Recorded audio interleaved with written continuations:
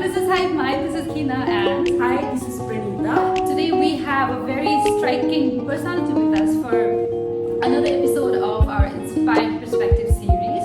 She is a teacher, she is a fitness enthusiast, and she is a passionate advocate for women's empowerment. To talk a little more about her. Yes, and not just that, she has a very good sense of humor as well. She's a perfect blend of humor, confidence, motivation, because of which she has gained significant following on her social media, where she shares about fitness, women empowerment, body positivity, self-love and self-expression. And we hope that through this conversation, our viewers can learn something from her and get some insights and perspectives towards life in general. Yeah, so keep tuned. Yeah. Kuzazambo, thank you so much for having me here, very importantly, because it's an honor to be recognized, and especially recognized in my hometown. It makes me feel really happy. My name is Cipi. I'm from Serang. This is a most asked question. Where are you from? I am from Serang, and I've lived in the eastern part of the Bhutan for a decade, and then I moved to the capital city, and then moved away to Thailand for the last 11 years of my life, and I'm here for holidays. Amazing. We're happy to have you. We are pretty stoked actually. Yeah. You're the first woman guest over our Inspired Perspective series, so we're like Thank stoked. you so and much. I said that's an honor. That makes me really feel like I've really done something to be recognized, and especially recognized by women. Amazing, amazing. Honestly, your energy is contagious. You bring in this vibe, you know, you light up the whole room. Yeah. Amazing, it's amazing. Yeah. I think we would start from Your fitness journey. Yeah, fitness journey. How did you get into your fitness journey? Right. Where did you start and what motivated you at first? Okay, I have a very funny roller coaster ride in my athletic journey. I do not call it a very fitness journey because from a very young age I was an athlete. I did track and field, mostly tracks. I was a runner, 100 meter, 50 meter, 200 meter, 400 meter. I could not run longer, but I was very good at speed. And thanks to my parents, they always pushed us in this 3 months of winter vacation that we had. My parents forced us to go to camps. So the government of Bhutan used to send these Olympic teams in different Dzongkhap, and I lived in Monger. So a team of teachers, like physical education teachers, would come to our Dzongkhaps and they would teach us sporting. So one of the sporting that I picked up was badminton, because my dad was a badminton player, and all I wanted to do was hold that Yonex racket and play. And to be able to earn that Yonex racket, he made me go through these camps. And year after year, I attended these camps. And once I got better with it, I had to join school teams. Like, not had to from the school, but I wanted to. And I wanted to be able to compete. So I started this journey from badminton player. Then I went into taekwondo. And I did a bit of running. So I was athlete. I was very tiny. My body size was like, I had ribs coming out of my t-shirt. If I wore any tight t-shirt, you could see how skinny I was. I was just bones. And then I went into depression with having to let go of all sports and go into academics, strict academics. And I think I was very sad, so I was starting to eat. And then I plumped up. I went to Serang for a week or two with my grandmother, received all her love. And when I got back to the city again, I was plumped. And then I never wanted to pursue much because I was too heavy to do anything. And once I got to Thailand, very important to say this at the moment, because at that time for me what was important was I wanted to change the way I looked. That's how I started that athletic journey. And I live in Phuket. It's a city of world-class athletes. You see people, ripped people, six-pack, MMA, Muay Thai. You see everyone so fit. And to be in that environment, I had a dream to wear a bikini and just take a photo, like all of those people. That was the only dream, which means my dream was very physical based. But I really love it how you own it, you know, because some people may for some people it will sound a little bit shallow when we say like, oh, I wanted to lose weight just because I wanted to take a nice picture with the bikini, but I loved it because I think there's nothing shallow about it, nothing wrong with wanting to look good, wanting to look fit, and then be comfortable in what you wear. So I really love the way you said it without making it sound very diplomatic or something like that. Because it did make a deep difference in me. The reason I'm saying physical at the moment is fitness has such a discipline that what you become, I cannot say at the end because there's no end. What you become out of it, you are very mentally disciplined, and you start to see the discipline in your inner self. Like you try to dig deeper in yourself. It just stops being about physical. I can look really I do a couple of posts that I take in the morning, and I look ripped. And sometimes even I'm surprised. I look at myself and I say, wow, you look good. But I'm not gonna stay like this for the rest of the day. Like especially women hormones are super crazy. I go from looking very ripped in the morning, and as soon as I eat, everything is out. And I don't have huge chest, so sometimes when I eat too much, my abs come out to my chest and you cannot see anything different. So it's for me to understand I look like this at certain times and accept that is just how I look physically. And who I am, how strong I am, internally, or what I've gained in where I was to where I am. I cannot compare what the mirror tells you.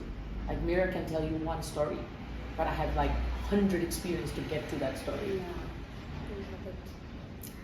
Picking up from that point of personal transformation, how fitness disciplines oneself, and so this experience of getting to fitness and getting yourself trained, getting yourself mentally trained, how has this affected other areas of your life?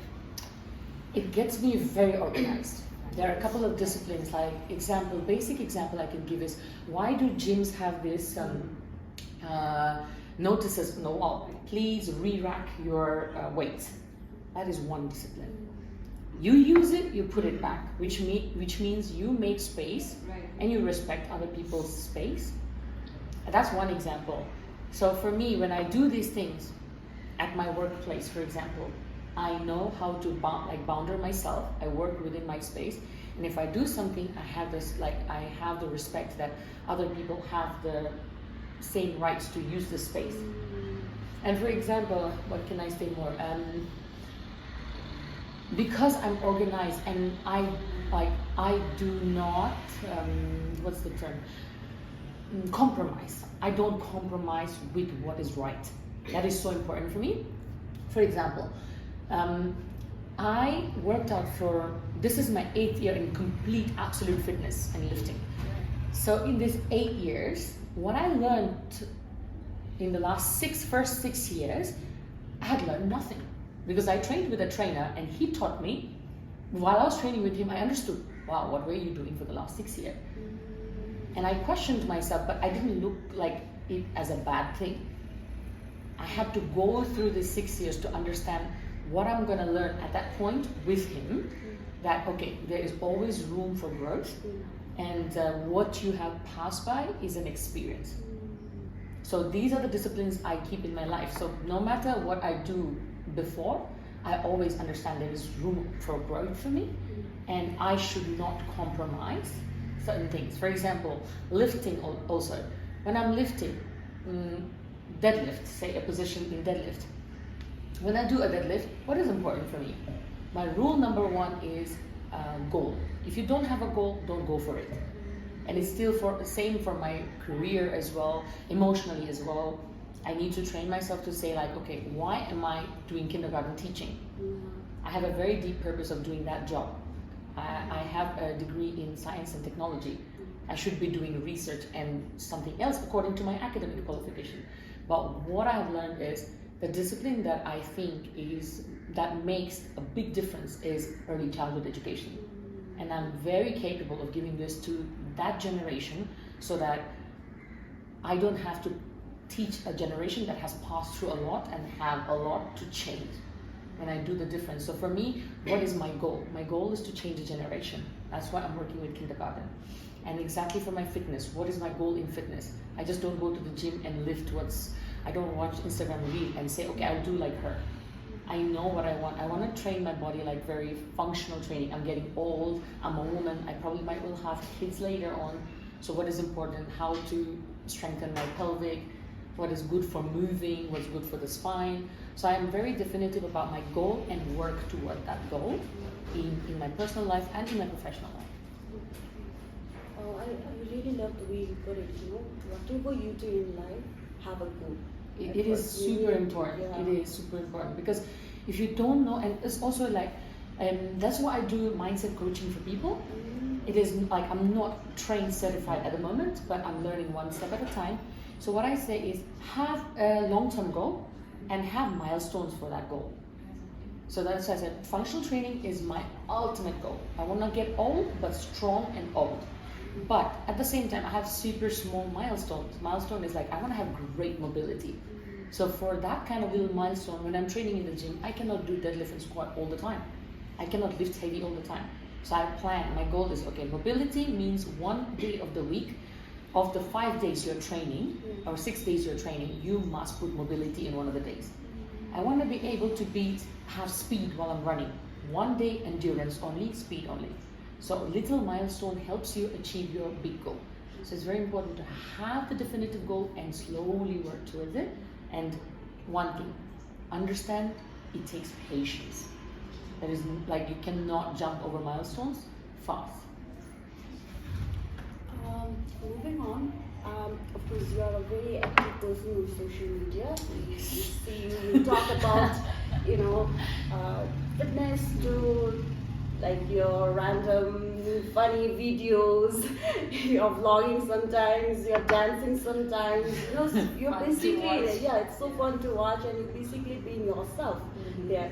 But many people struggle with that self-esteem, they struggle to show who they are on social media. At times, even I have gone through where I've been conscious about like, okay, how am I looking, or should I put this, should I not put this, whatever. So I just wanted to know what strategies that you learned to build your self-esteem, like what helped you? Rule number 1 is coming clean to yourself. So confront yourself. If you don't confront yourself, you can never confront the world. Right. What I did was, for many years, for example, one thing that really let me loose is I used to dye my hair. I have curly hairs, and when the curl comes out in different colors, like if it's like I've gone green, purple, and I haven't gone red, but like when color comes out, something about that curls looks really nice. And although I say very, very like deeply, I love myself. If I love myself, like this color thing is so annoying because every time the new growth comes up, I'm so annoyed, and my whole stress is, come on, grow a little more so I can go to my hair master. I always say that to myself. And I always stress when the roots grow. And I reached a point in my life where I looked at the mirror and I said, no, today is like really, I have to break down your confrontation, because one thing is I'm stressing myself out with my own choices. It's my choice to color my hair, and it's my choice to keep coloring. But there is a stress in this process, is that when it grows, you want to change, and you don't have the patience to wait. And the whole time for 3 weeks until it grows up, I'm stressing. Every time I look in the mirror, I'm judging myself. Like, come on, it's not like, it's annoying me. So I decided to solve the problem. When people have problem in their hand, rule number 1 is solve the problem from the root. And I decided to go black. And it's midnight that this thought is happening. So because we have 24-hour stalls, I ran with my bike, got this black color, colored my hair, and then I waited for 45 minutes. I take the towel off my head, and then I saw myself. I looked so young. I felt like I haven't seen myself in a decade with the black hair. I don't remember myself. My mom used to be so against it because she said, I love your natural curls.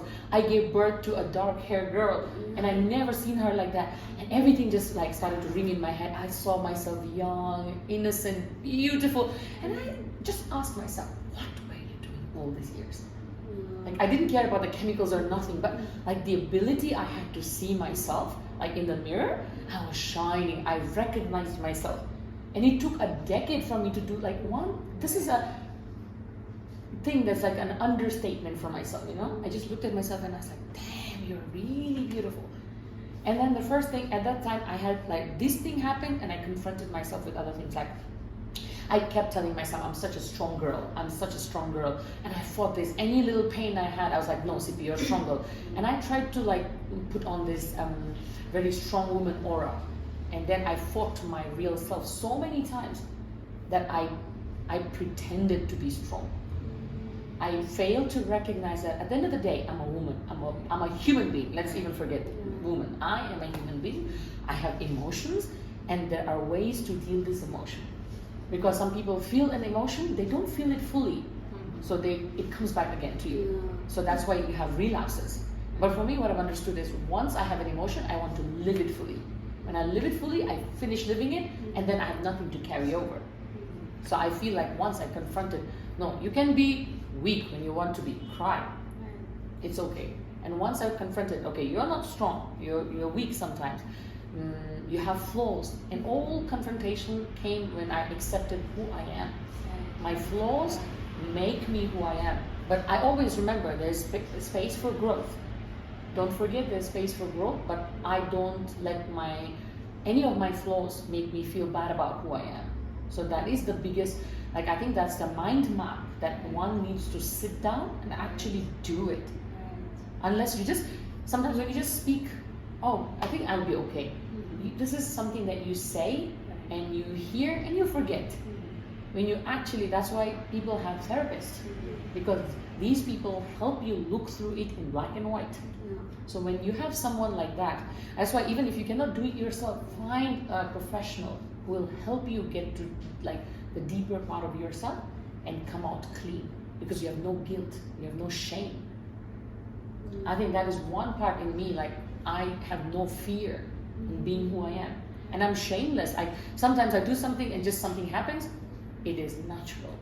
We can all make mistakes, because I don't see myself to be perfect, and it's not a necessity. Right. Such an energy, and with the honesty that you come up with yourself and with the rest of the people around, it's amazing. I mean, I also sometimes it's hard for me to confront myself. It's hard for me to be definitive about a lot of things I do in my life. Still now I'm like, okay, where am I heading? It's with so much pressure going around right now. All people, moving out and stuff. So it has really questioned me on my life choices. So it's so empowering when you say that, through this journey you've become stronger, you've become more definitive. So it's so amazing, and I hope more women, girls out there. Yeah, I want every girl to feel confident in who they are. Right.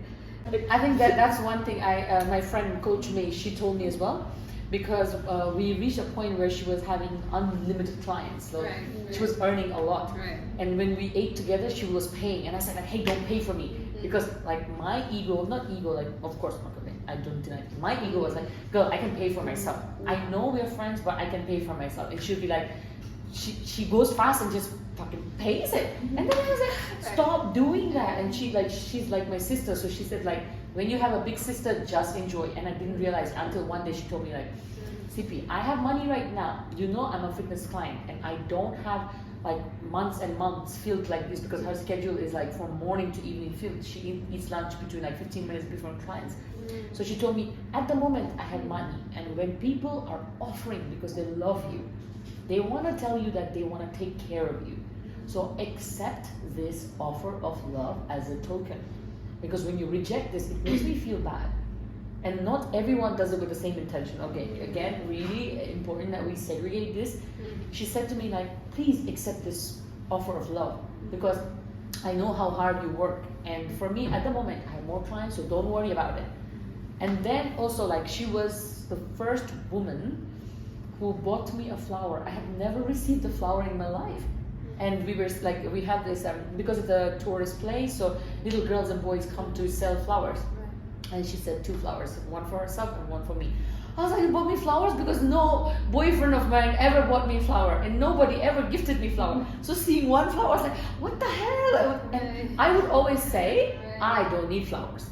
Like I would always say to like my ex-boyfriends, I don't need flower. Like I think flower is good in the garden. But the feeling you had when somebody bought you flower, and especially a girl, just a girlfriend. Imagine just a girlfriend. Then the just didn't become just. I was like, wow, when somebody really complimented you like this with flower. And then she said like, after that day, I could not stop buying flower for my girlfriend. I buy it, I surprise them, and then it became like a culture between us. And that actually is what is like, to me, truly is women empowerment, because there is no competition. There is no competition. She's in fitness industry, I'm in fitness industry. I have a friend, like the other friend of mine, really good friend of mine. One is a yoga teacher, one is not into fitness. She doesn't like fitness. She eats burger, but our common thing is we love and support each other in what we do.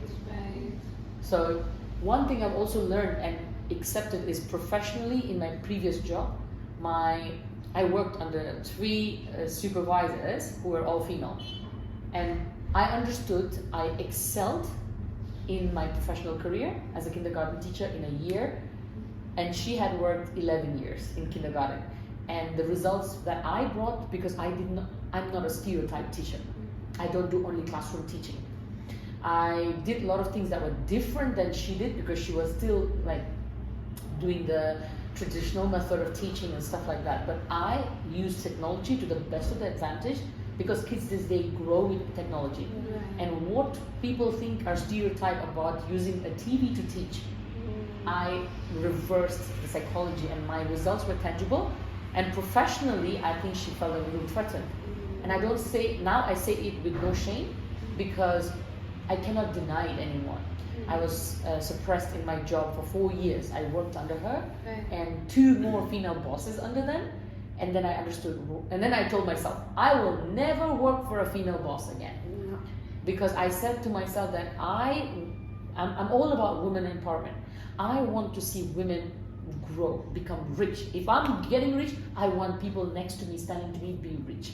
That's why I still say to my best friends, I tell them, if you stand by me like how you do, when I get rich, you guys are getting rich with me. Because I met someone who told me he's a millionaire, and he told everyone who will work with me will become millionaire in the next 5 years.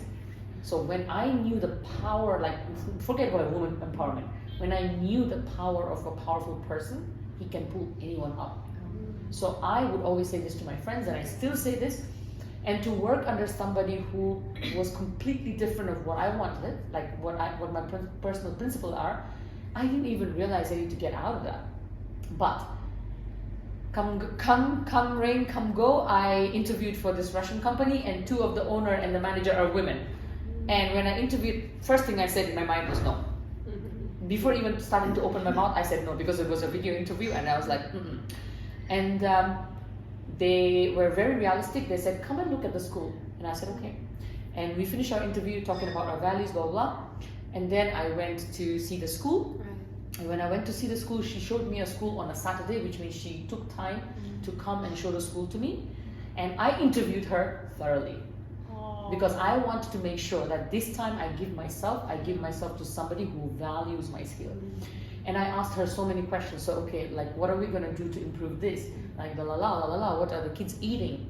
What's the playtime? How long do they get to play? And after that, I understood there are some other women who will pull you up. And she was at that time someone I think I can work with. And I gave us, I would not say myself or her, but us a chance. And then I started to work with her. And the more I worked with her, she said like, okay, Cipi, now you have to start teaching private classes, because you earn more money. And she gave me the school space in the school and advertised me. And she told me, what's your expectation in a class? I said, because they're my students, like our students, I'll just do at this price. And she was like, no, our school is very expensive. We must start the price at this one, because the higher you value yourself, the higher you're perceived. And I have all the skills. And she said, like, you have all the skills that will exactly earn this much. Why would you want to put down? And then I learned, I said, aha, because I was already teaching kids with like lesser pay. I went home, retyped a message to all the parents. Okay, please understand that because I'm really working out and working in the school, I'm tired and I have more clients coming up. I would like to increase my price from next month, starting this month. And people have seen and they respect what they have seen and the improvements in their kid, and they trust this process. Everybody just stayed loyal to me. And they were like, even if it's this price and it's expensive, we are ready to pay. Which means I understood, like, I cannot put myself down. And working with a woman who pushes you like this, there is hope that there are women, some women who will empower you, and you need to keep this community building. Like for example, Instagram number of follower, TikTok number of follower doesn't matter to me. What matters is, am I building followers or a community? I want to build a community, not followers. So I want people to believe in what I'm saying for themselves. Like you don't have to love me for that. But if you are ever listening to me and it can make you reflect about yourself, and there is some changes that you can bring in yourself, please don't bring negativity towards me. But if you could listen and if you bring changes, please help yourself. Right. Definitely, this conversation definitely has brought changes in me. I mean, at least reflections. I'm gonna go back home and reflect on a lot of, like how I live my life basically. Yeah. And we hope our viewers do too. Right. I love how you put it, right? I mean, first define yourself and accept yourself and see the source of criticism or advice or a good guidance. So basically know where it's coming from. So these things I'm gonna really implement in my life. It makes a as big well. difference in because love starts with oneself. If you can love yourself, you have the capability of loving anyone and everything around you. But a person who cannot love themselves cannot love anyone. And I say this so strongly. Yeah, I also truly believe that, and I have met a lot of people who said like, loving yourself is selfish. Like, okay, I don't love myself, I love my family, which we all do, right? But they tend to go extra. Like, I love my family, I love my husband. It's okay, but when you do not love yourself, but you're still trying to fulfill the responsibilities you have, and maybe you may be doing everything you can, but it shows there's something off with that. So I truly believe in loving yourself. Like the person who is not capable of not loving themselves, they can't love others. They can't, like, no matter how much they try, they can't make others happy. It's like you cannot give what you don't have. Yeah. If you don't have love for yourself, how can you give love to anyone else? And one of the examples that I don't mind doing, like very honestly in front of you guys and also in front of the camera, is last year. So my mom had a divorce. I think it's going on for two years or so.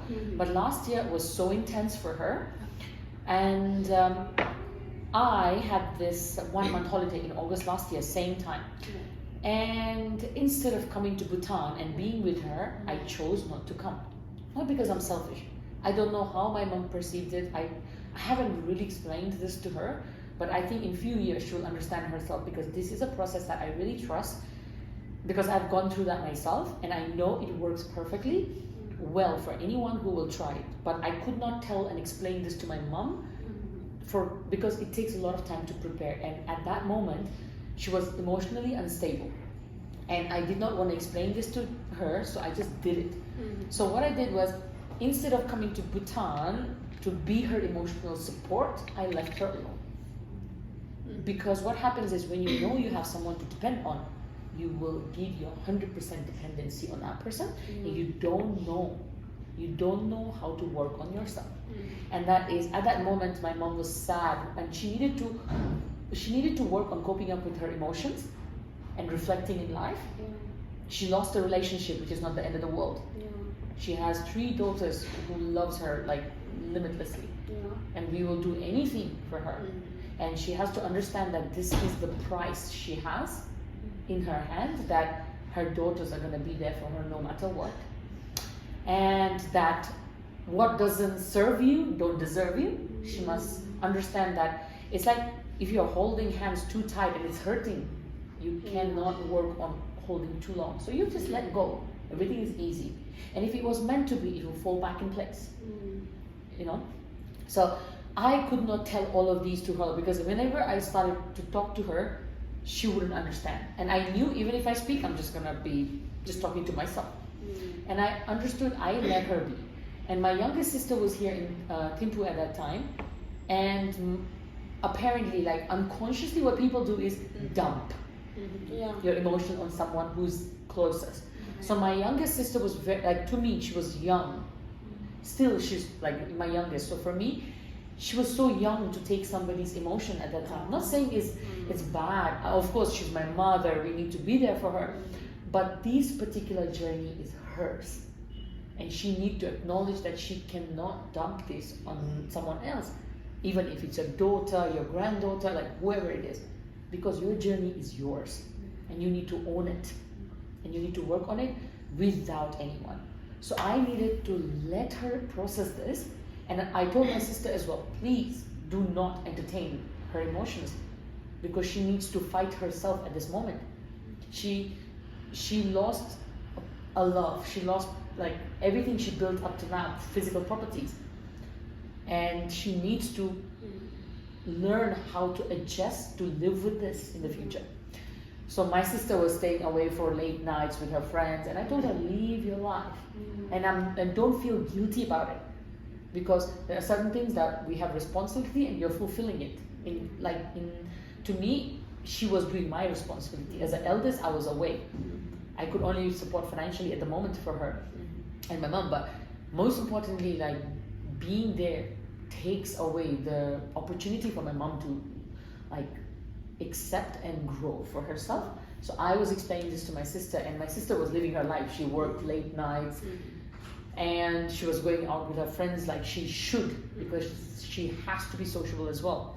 And she has gone through a lot of emotional pain through this divorce. So she was here physically. So I and my sister, other sister, didn't want her to go through. So we encouraged her to be herself, like just live, and to keep working on herself and do not give too much attention to mom, because although she needs it at the moment, but there is a very beautiful discipline of people learning to love themselves. So my mom was very sad that I did not come for holidays. She was like, why everybody's kids come home, why didn't you come home? And instead of that, also for myself not to feel guilty about not coming home, and I did not want to go and enjoy a holiday because I couldn't at that moment.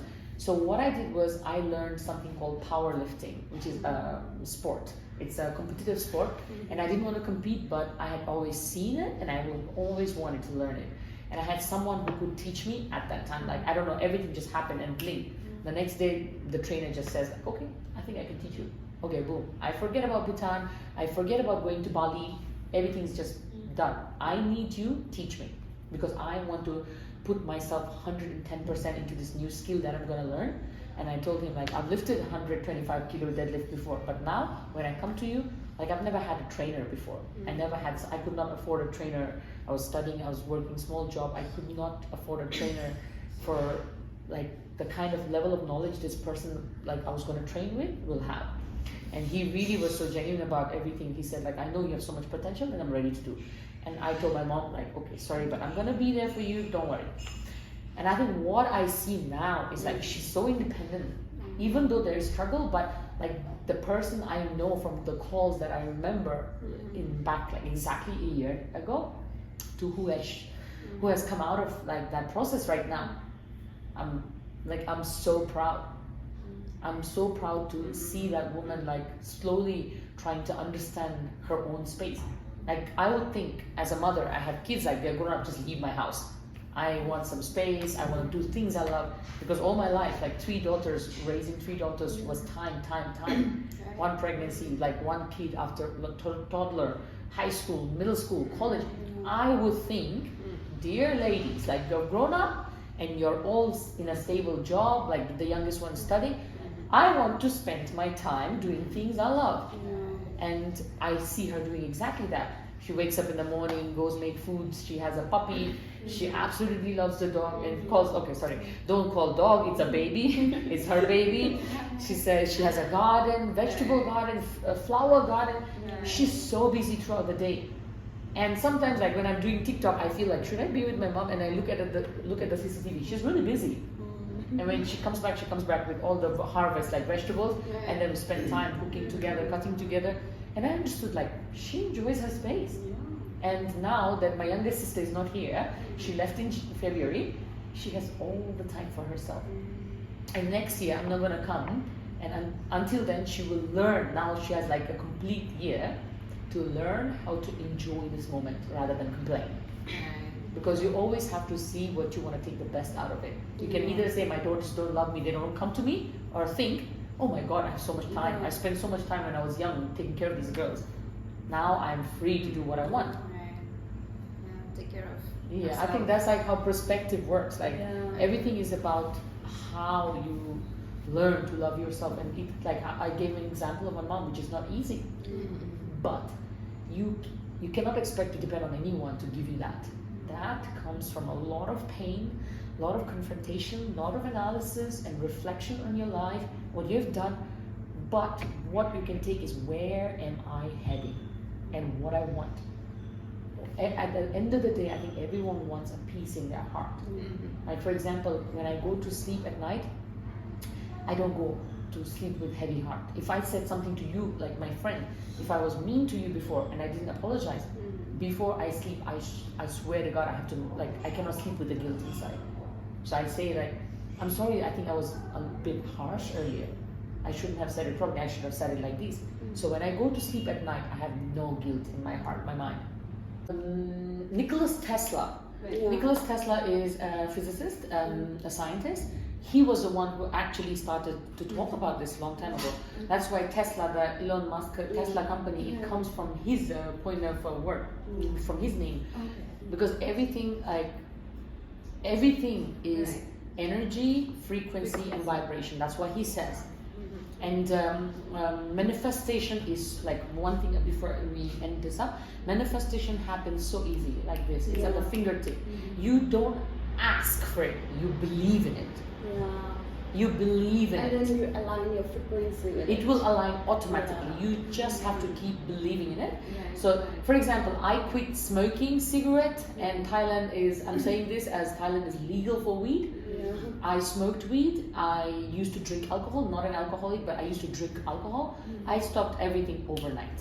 It was a morning decision, but a thought that came into late night. So, for example, I sat at night, after my dinner, I used to have a cigarette, and I go to bed. Because I thought it was stress relieving, and like whole day stress just gone with that one stick. I got my lighter. I had like, it always happens with a new pack. I bought a new pack of cigarettes, and I took off my cigarette, I had my food, packed everything off, and then I looked at the cigarette packet, and I thought, okay girl, why do you smoke? Question number one.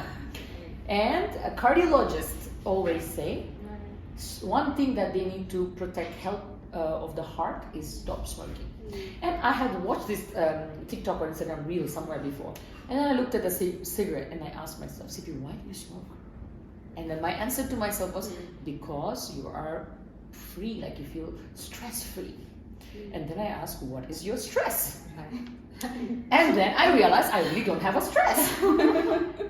Having to go through a 10-hour job is regular. When you work out at the gym, that 2 hour of pain is real because you want result and it's building muscle. You are teaching to the kids because you absolutely love teaching the kids. And that's not a responsibility with stress. At the gym, I'm not stressed. I eat what I should eat and I love what I eat. That's not stress. I just finished that part. So what is the stress? And then I understood, wow, that's a habit. And you are a slave of your habit. And I said, aha.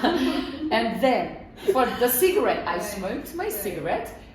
And I smoked my cigarette, and then I didn't think much. And then I went to sleep. Next morning I woke up, and first thing I usually do is like wake up, drink my water, get my coffee ready, and smoke, and prepare to run. But that morning I woke up, and the first thing I did after waking up was, I didn't know what I like thought or what went into my subconscious. But I woke up and then I said, done. I'm done with cigarettes. But I need to keep this pack so that I remember. So I kept the packet. Right. And I said, I don't need this. And Right. I swear by the name of God, I did not feel like even a minute I needed to smoke. And slowly I realized when people were smoking, I was like, disgusting. And then after I say that, I thought about myself, oh really, Cipi? Disgusting. You've done that for years. Like years, I'm talking about years. Right. It was same for and after 2 years later, I did that for weed. And I didn't smoke weed for long. I just started after Thailand was really legal. I wanted to explore this relaxation phase. And then I understood I'm getting calmer in my conscious mind. My critical thinking slowed down. I used to do a lot of creative things. If you give me something and tell me create, I will create now. My hands are very crafty. My mind I'm very analytical about a lot of things. I realized I was way slow backed in my thinking. Not in terms of my work or anything, but just something creative. I was starting to see a pattern, like I cannot, because I'm lazy. I bought a lot of things to make jewelry and I put it right in front of the TV so that when I watch TV, I'll make. But after I smoked 2 puffs, it was my limit. After I smoked 2 puffs of weed, I looked at it, I was like, nah, maybe tomorrow.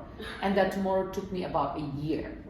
And then next morning I woke up, I said, if I can quit cigarette, quit weed, alcohol is nothing. And I said, like, I don't need you guys. I need to relieve my stress, I'll dance, I will run, and I will do things that actually releases like happy hormones in my body. Not numb, because I think a lot of people try to numb.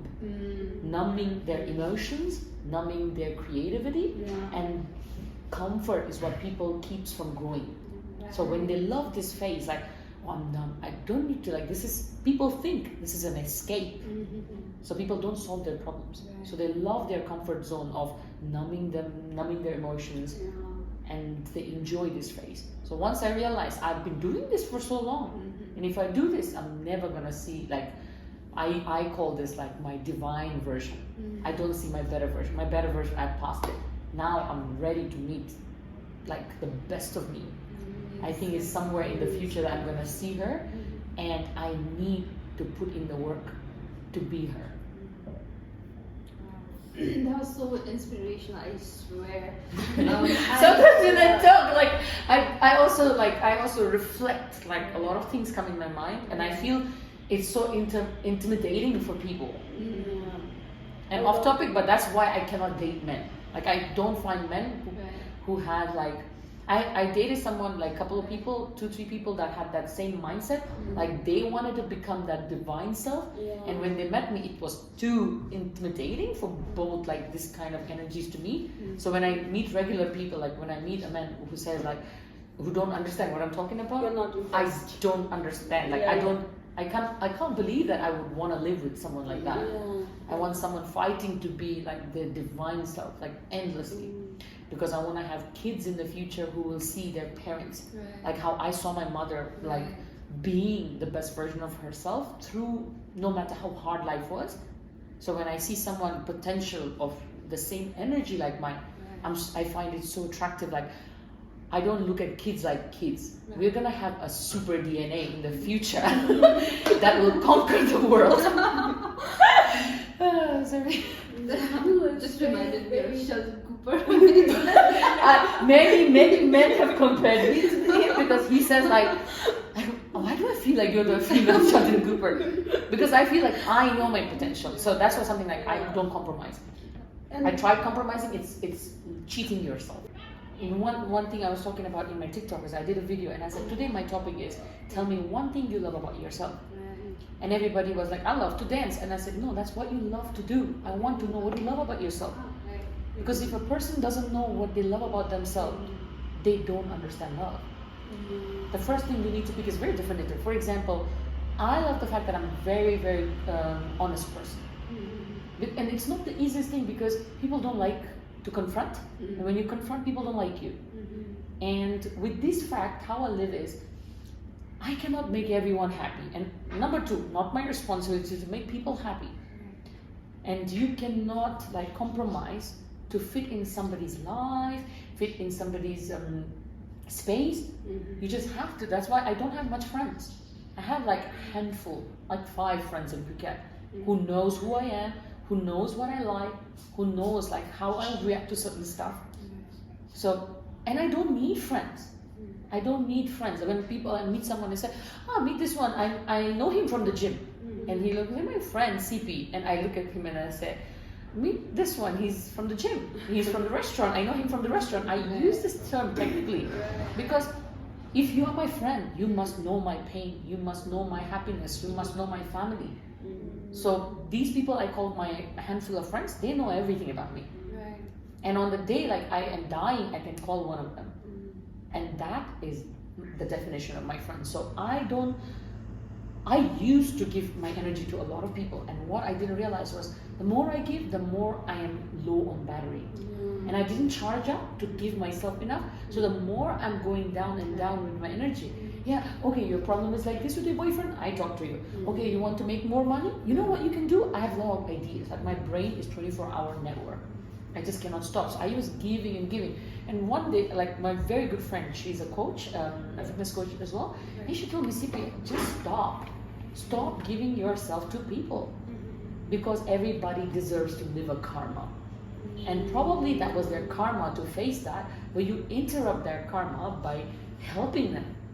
Sometimes when you're helping, the process that they need to go through to get to the result and what they will live on with, you're interrupting that process. So let them live their karma, for example. And then I said like, okay, I did not understand what she meant.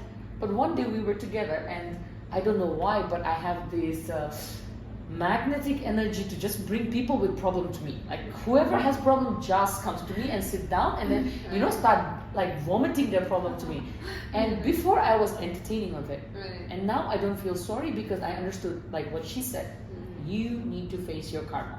And if I feel like I should help you at a point, like even, I'm not saying I will give suggestion or ideas. I'm a very logical person. So I give like facts in front of you so that you see, you decide. But if it's someone I love, I definitely intervene. But if it's someone I don't want to like intervene and lose my energy, I just give them, okay, so you have a problem with your boyfriend or you have a problem with money like this, this is how it is, so tell me this. I put everything in front of them, and when they see, they know the problem. And they know how to solve it themselves. So like also that's one of the skills that I'm absolutely happy I have. One, through academics. Second, through my life experience. Like how I was brought up from a very young age to understand your problem and to work on actually uprooting the problem. Not cutting the problem off because it will come back again. Infections never leave you unless you uproot it out of a plant. So you need to take it out and either if you have to plant a new seed for a new plant, do it. It will take time to grow, but it's going to be a whole new plant. Message through social media is about self-expression, self-love, body positivity.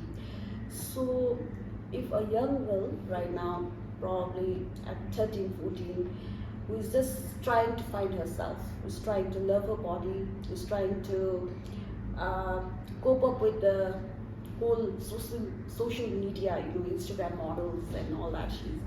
So if she comes to you and then asks your advice, a very practical tips, some advice like how can I embrace myself the way I look, what kind of advice would you like to give to a young 13-year-old right now who's learning to love herself? Or for that matter, anyone. First thing is, you can never be anyone else you see outside but yourself. And we all have one place to start. And if today you realize like, hey, I wanna be someone better. I think I wanna do this or that. Rule number 1, like I said, goal.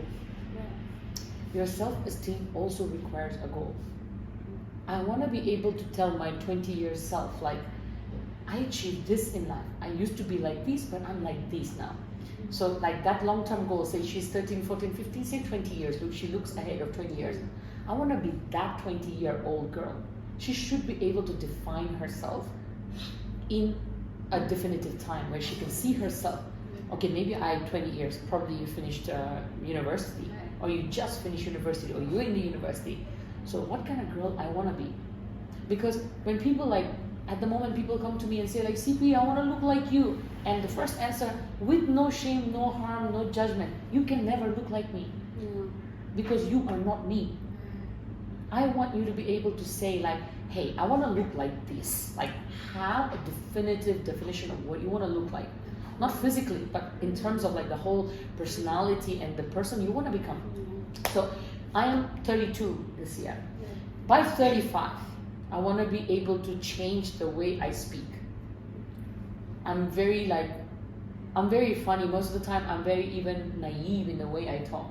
But as a 35-year-old, when I say like a sentence, I want to pierce to people so they understand what I'm saying. Not like, it won't be something that passes ear. I want somebody to value what I'm speaking.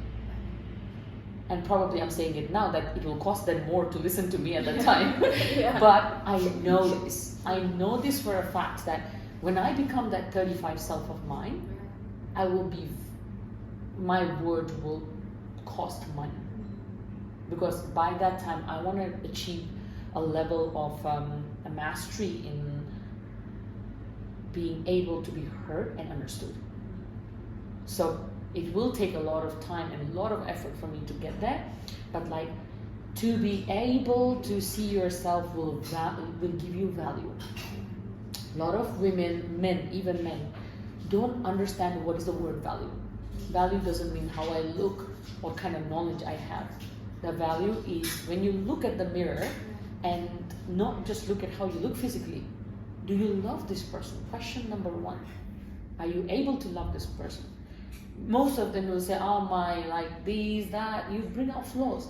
Listen to your flaws. Very importantly, this is self-analysis. Write down your flaws. Okay, I really don't like for me, I don't like my nose. It's not the straight thing. I have extra growth in my nose inside and it's a little bent. But I can do nothing about it because my doctor told me if we do the surgery, your nose may not look the same. It might even look worse than it is now. So when I breathe, I cannot breathe properly through my nose. When I run, I struggle a lot. Do I want to like look really bad and like the infection get really bad inside? Or I don't mind looking like this. Number two, my teeth is not like, it's all gangkar pinsuman everywhere, like spread over mountains. So I had insecurity about my teeth, how I look, because all the pictures in my past is like this. Because I tried to zip this lip and did this. And it looked so fake because I'm a very happy person. And that picture that I saw, like I really flipped all those pictures and I saw like, I'm not smiling. This is smile for the camera. I'm not actually like, I don't see like, I was really happy at this moment, but I don't see that happiness on the picture. It's a smile. And what I did with that is, at one point, I put the bling on, that a problem has a solution. And in Japan, people love this too. Like they love this arrangement. So beauty standards accordingly differs. Yeah, exactly. And now I'm like, I have this, I cannot stop smiling. Anywhere I go and I start smiling, everyone notices my bling. And they say, oh, what's in your teeth? And I'm like, that was the problem all my like teenage days. And now that is what I shine on. So you always have the power to work on your weaknesses. So our weaknesses should never make us feel less about ourselves. We must know this. First is knowing this thing. Second is accepting this thing. And third thing is, if you really think it's a problem, there is a solution to every problem. So work on the problem. Find a solution, like the best solution that works best for you. And next thing is, you should not, because the thing is, you should not let people's opinion bother you. For example, you don't like me for this reason. Can I change that? No. What can I do? I only change the way I react to you. You tell me, Cipi, like your curly hair is not nice. Come, let's straighten sometime. Maybe I like it tomorrow. Maybe tomorrow I want to straighten. But today I love my curls, like because it's going in high volume. But you did not like it. It's your problem. Like I always look at it like this. When some people come with opinions or judgment and they talk about me behind my back and I hear through someone, bro, that's their problem. They have time in their life to talk about someone else. They have nothing better. Like I have convinced myself that much that how I react to this, okay, you don't like my hair, but I do. And tomorrow I have a schedule to like straighten it out, or even like tomorrow I don't, I'll do it someday when I'm happy. But I'm not gonna base my decisions on someone else's opinion, unless, like very deep, unless it's gonna improve me. And the person comes to you straight and says, Cipi, for example, somebody came into my life and said like, that's also how it changed my fitness journey. He told me I was running, and yes, and he goes like, hey, I've seen you work in my gym for so long. You work out, you're one of the hardworking girl I've ever seen, but your body never changes. And in my mind, like I had this anger that came out. I was like, who are you to tell me this? Like, what rights do you have? But I don't know what I was so calm, and he told me, let's go to the restaurant. You pay for a coconut, I will sit you down. And I know like he's one of the elite athletes in Australia right now. And I just knew something about this, like him coming up had to do with me being a different person in the future. So I was like, okay, but I had never known him. I've just said hello like sometimes like this in the gym, and I've never seen anything about him. But I know he's a fitness trainer. I've seen him in the gym, and apparently he has seen me too. We go to the restaurant, he asked for a paper and pen, and asked for 2 coconuts. He says, bill on you, and then we start. He says, tell me what you eat. Okay, blah, blah, blah, blah. All this consultation. Apparently, at that time, he gave me a free consultation. He never asked an answer. He always asked me to write. I wrote everything down. And what he told me in the beginning, why doesn't your body change? I just saw the answer in my written by me, black and white in front of me. And I was like, say nothing. And I said, say nothing. And he said, bye-bye, you will thank me later. And he said, you told me you're a research about macros, like carbohydrate, protein, fat. How do you take this? What is this? So he told me, research about macros and your life will change. And I did exactly that. So for example, unless those kind of people with intention come and tell you that you need to do something because something is not right. Because sometimes, as in, like, no matter how powerful your visions are about yourself, sometimes you cannot see past a certain limit. And these kind of people come to you with good intention, and like frequency we talked about, those are very strong because they come to make you, like push you towards your growth. So you do need to consider, like, you can at least, the least you can do is at least listen and give it a try. But other than that, like, if you feel the vibe of negativity, you don't entertain it. I'm blind, deaf, handicapped for people who have opinions about me that don't make me better. I'm not saying necessarily you need to talk good about me. I need like criticism, like constructive criticism, but come to me. Don't talk behind my back. Don't go blabbering on my social media to make me feel bad. But if you can like directly tell me, Cipi, like for example in the gym, I see some people doing stupid stuff. Like stupid as in not stupid, but in a way like, I swear to God, if you could have done a little bit like this in 2 weeks, 2 months, you will improve your posture, you will improve your PR. I'm not an expert, but I can tell you that just by looking at you. Like your posture, I can tell you that. And I look at the person, is he receptive or she receptive of what I'm gonna say? Because I don't want to lose my energy. So I just say hi, hello for sometimes, and then when I like go and introduce myself, I'm like, hey, can I just say something? And I see a person is going to receive, like the moment I know the person is going to receive, I just give. And when I see a person is not going to be receiving, I am like, okay, I don't need to go there because, well, some days, maybe I'm not the right person to teach you and somebody else will teach you someday, but this is not my part to do. So as a young person or as an older person, somebody who's trying to really be yourself, I think you should not let anybody define who you are. Or opinion, whatever, even culture, I would say. Forget about people. Some cultures. For example, before I came here, I was in shorts, and then my friend I trained with, she dropped me in town, and I was walking around like that, and everybody's eyes are on my legs. And I know, like, for people, it might be intimidating because they haven't seen women with legs like this. So when they watch, I don't mind. Like, okay, just enjoy the new thing. So for me, it doesn't process, like it doesn't enter. I don't let it enter. So when you have your like walls that define who you are, and you don't let people define you, I think that itself shows like you really respect yourself. And one thing I also did on my TikTok recently is I spoke into my video and made a video is because a lot of people don't know that love takes time and effort. And one of the things like to also come back to the question that you asked, how do I balance my life, like my personal fitness life, professional life? I have to recover. Recovery is basic thing. Like how I told you, your battery just dies. And like by Friday, I'm very exhausted. And Saturday, Sunday are 2 days off work. I really recharge, which means I go for, and it's money. It's money. I have like my finances reserved for things that I have to use it as a luxury because I deserve it.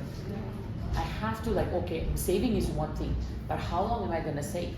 Who am I saving for? Apart from like being very managing your finances, one thing very important is you have to treat yourself the way you deserve. I tell this to my mom all the time. Like how you project outside is who you are. Maybe it's not necessary to like, it doesn't really matter to you how they perceive you, but how you perceive yourself. So when I'm wearing my pretty dress, I don't wear it for anyone to compliment me. First, I wear it, I look in the mirror, damn, you look so good. I impress myself. I don't care if you're impressed. If you really like what I'm wearing and you tell me, Cipi, you look really nice, I will be out that the confidence I had and the love I have for myself just gets boosted, you know? Okay, wow, other people also see what I see. Because if you're not able to see the beauty in yourself, nobody else will. If you wear this, oh, I think I look fat in this one, and you feel very insecure about yourself, your body language doesn't speak. You are comfortable in what you're wearing. So other people cannot see that too. So unless you see yourself, nobody else can see you the way you're supposed to be seen. So projection, like your projection about yourself and accepting yourself is very important for other people to like see. I love the fact that you said, you know, like when someone, they might be wearing a very nice dress, but they are not confident and they're insecure of how they are looking. It shows, like you can tell, like, the whole body language. And then I think I personally have to learn about, you know, taking compliments. I'm so bad at it, like I can't take compliments. I don't know why. I'm just like, I don't know. I have so many weird stories where she gets complimented and she's like, oh, I bought this shirt No. from Jacob. Yeah, it can be as simple, you know, like it's as simple as like, you know, it can be as simple as like, oh, the shirt suits you, or your hair is looking nice today, and I'll be like, oh yeah, I washed, you know, like that. Because you're explaining, you're giving an explanation to the compliment. Yeah, and I'm like, shit, man, I could have just said thank you, like, you know. And it happens regarding my work also, because sometimes I do research and everything, and then my supervisor or whoever mentor, they will be like, oh, you wrote nicely, I really like what you wrote, and then I'll be like, oh yeah, I don't know what happened, just like I got into first state. So yeah. No, I think that's a very good point you said. People have to learn to accept compliments without explanation. Yeah, and then I think one is like we're in this culture, you know, to be humble. Like especially for women, we are not taught. Like if someone is complimenting us, we'll be like, we want to be humble. We'll be like, like whatever. And then, but my sister, my younger sister, Gen Z, you know, she's really good at it, like taking compliments and then all that. And I'm like, wow, I wish, you know, I was like her at that age. And then even like when relatives, they come to our house and then they give you money, you know, and then she just accepts it. She's like, oh, thank you. You know? And for me, it was like I had to look at my mom and my mom. Can I? And all that. So I think these little things, you know, it just gets stuck in our subconscious mind, and then like, but you're trying to improve on that.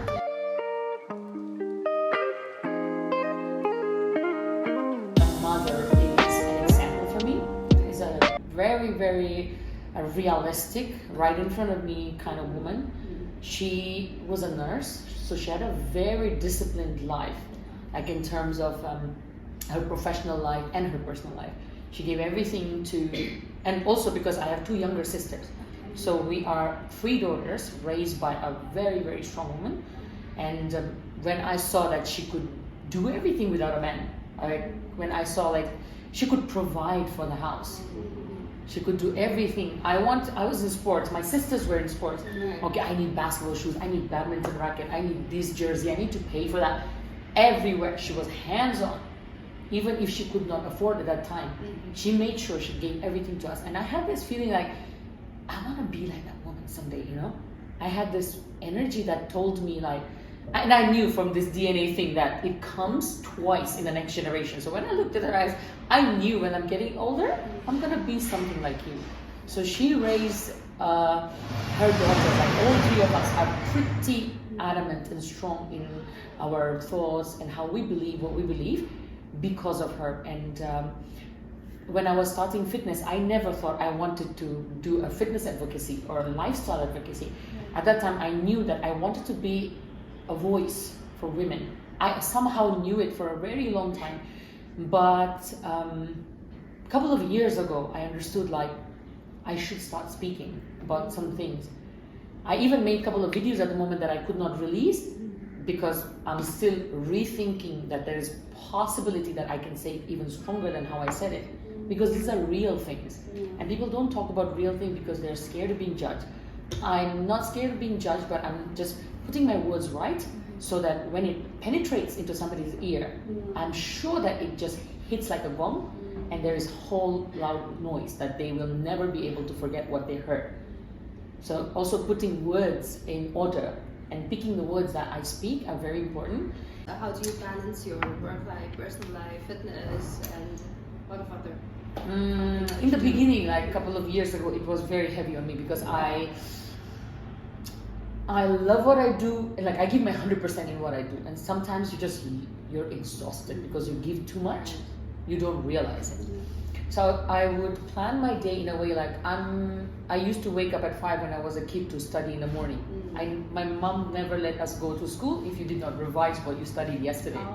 So I woke up at 5, and 5:30 to 7:30, something like that, I would revise everything, finish my homework, make sure everything is done. So I had a habit of waking up at 5, so I still wake up at 5 in the morning. Some days I don't. And I train myself in the morning. First thing, very important, on a fasted stomach, I do running. And I train weights because I know my last night's meal was really good enough that it will energize my morning workout. It will support my morning workout. So I do my morning training without food. After that, I go to work from 10 to 6 in the evening. 10 to 6, I'm at work. After 6, sometimes I teach privately, depends on my clients. And 1 hour of maximum teaching in the evening. Then I have 2 options, how I feel in the evening. Either I go training again, which means I don't train weights, I do cardio. And cardio usually in the evening is not hard. I have to prepare for my next day's lesson. And what I do is I walk on a treadmill with my phone.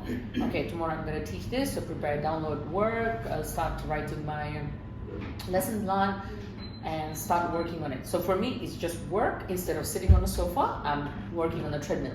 So I finish my 1 hour of planning for tomorrow. And I think when I get home, after that, I eat and I relax.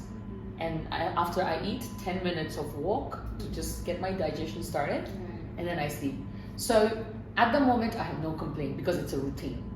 But when I first started this, I had to plan, okay, what comes first? Because a lot of people think I run like 10 kilometers in the morning and then I train heavy. People look at me and say, how do you do this? And like they have a nickname for it. They call me Terminator or they call me like machine. And I like a friend of mine who works out like me, so he used this term like, I'm not a machine because machine breaks, I don't. So I told him I'm cut pasting your work, because for me it's the same thing. What people don't realize is when you train, you don't get exhausted. You energize yourself. That's how you think about it. If you think I'm gonna train and get tired, then I cannot do my work like full-time job. But to me, it's a reverse psychology. When I train, I'm super energized mentally, physically, because I know how to nourish myself after training. So I don't lose. Like, I'm tired in that first phase of training, and as soon as I nourish myself, I have plenty of time to go for the day. So that's how I have systematized my routine. So after my run, I'm really like, in the morning when you run, when you sweat out, your toxins are out. We sleep, like, I don't know if you are into metaphysical energy. It's a physics, it's a part of science that talks about your energy, your frequency, your vibrations. So for about a year, I've been learning about this. And it's, to me, it works perfectly because I've admitted how it has like made a difference in my life. So there are different frequency numbers I sleep with. So if I'm feeling tired today, I listen to frequency sound that reboosts my energy. Subconsciously, everything is happening. You don't realize it at all. So at night when you're sleeping, I don't know, you might dream about something that you don't remember in the morning. So whatever happens in the sleep hour, when your body is functioning subconsciously, you're sleeping, you're not active, like conscious mind is not active, but a lot of vibration go through your body. You might think about, wow, it was so tiring, like all the tiredness of your work day or throughout the day, it happens in the body and you don't realize. And in the morning, when you wake up, first thing in the morning is drink water, because water is a cleansing energy. So you drink, cleanse it out, and I start running. And when I run, like, I have sweat coming out. And to me, this was the negativity I slept with. And when it releases toxin off my body. And when I'm running, I'm breathing.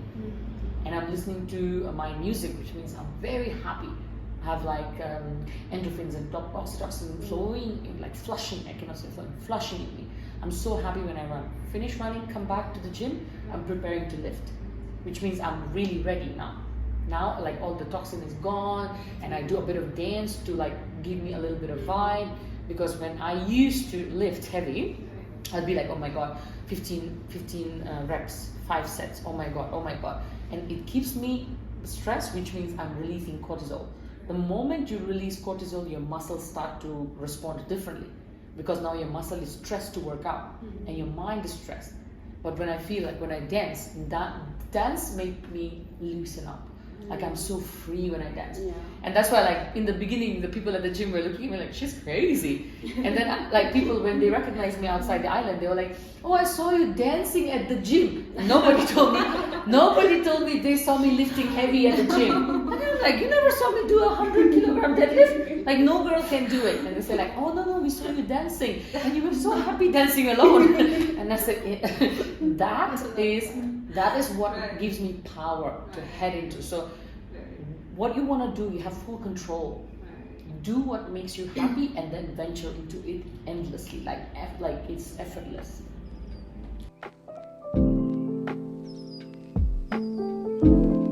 So before wrapping up, we just want to know your upcoming goals. What are your plans regarding your fitness, and then also how do you, because you really got a lot of followers, not that it matters, but you do have a platform, and how do you plan to make use of it in future? I am also very focused on building an academy for kindergarten. Like I said, I see with experience and what I see, a lot of our generation that is going to rule the future is only learning academics. Academics is important, but values are even more important than academics. A lot of, like, all these millionaires who come up, and how many people are highly educated? What is it? I'm not discouraging anyone from getting their PhD or anything, but if you can educate a kindergartner to become the PhD level graduate by the time they're in high school, we are finishing half the work. So I want to invest myself in. Trying to build up something that will actually work on early childhood education. And in terms of fitness, I want to work, like I haven't really decided. I want to keep maintaining my functional training goals. Okay. I want to start up martial arts, like I want to try jiu-jitsu again.